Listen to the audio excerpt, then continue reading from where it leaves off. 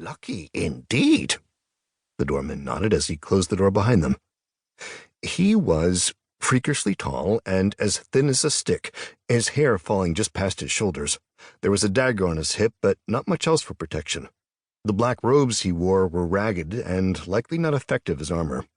Azure couldn't help but wonder who would protect the settlement if monsters managed to breach the walls. Buildings were sparse inside Bleak Hollow.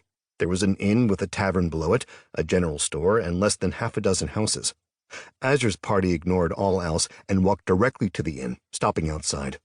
The signage out front was that of a black rooster with a flagon grasped in one of its feet. The Black Rooster Inn. Verdum stared up at the sign. This place is a bit unsettling. Where is everyone? Azure looked around. There was no one on the streets, if you could call them that. None of the houses looked occupied. This is more of a stopover point for those entering and leaving the Deathlands than an actual settlement, the old knight informed him. The only people who live here are those that keep Bleak Hollow running. Everyone else you'll meet will be travelers.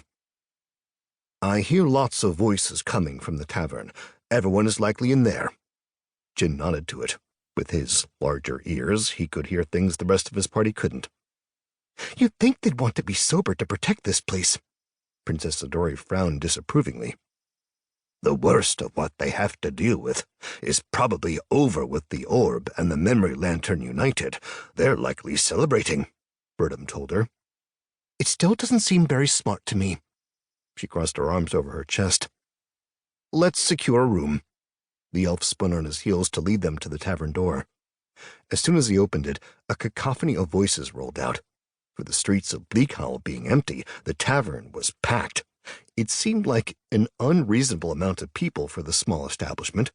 Just shy of a dozen men occupied the benches and tables. Not a woman in sight. The entire lot looked like battle-hardened adventurers.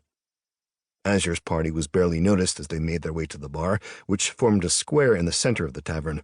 Bar stools lined the wooden tabletop, with a few patrons sat slumped over barrel-shaped wooden pint glasses.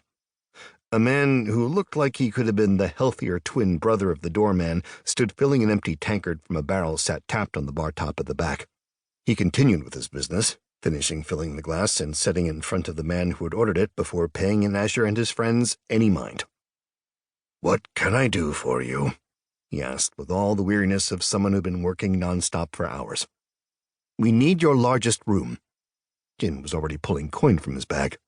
The bartender/innkeeper looked from person to person the same way his scrawny counterpart had before, saying, 4 silver. Azure was happy that the place was so cheap, but feared the accommodations. The inns at most small settlements weren't typically comfortable, but they weren't usually expensive either. Being the only settlement bordering the Deathlands, Azure had been almost certain that the inn would cost more than most of the same quality. They exchanged coin for the key and headed up a flight of stairs at the back right corner of the tavern. At the top was a wall that forced them to take a sharp left before winding around to a long hallway with doors on both sides. Their room was the last on the right. The door opened to a plain room with 4 single beds, 2 against each opposing wall with a nightstand between each pair and a lantern atop each nightstand. A large window to the left let in plenty of light. Though the mattresses were filled with straw and burlap blankets on top of the beds were tattered in places, Azure was absolutely thrilled to not have to sleep on the floor. "This is great," he said as he walked over to the window.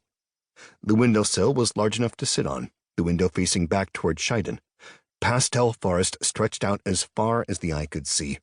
Azure had spent so long traveling in it that the landscape had become normal to him. Looking at it from above, the panorama reminded him of a cotton candy wonderland, like something from a dream.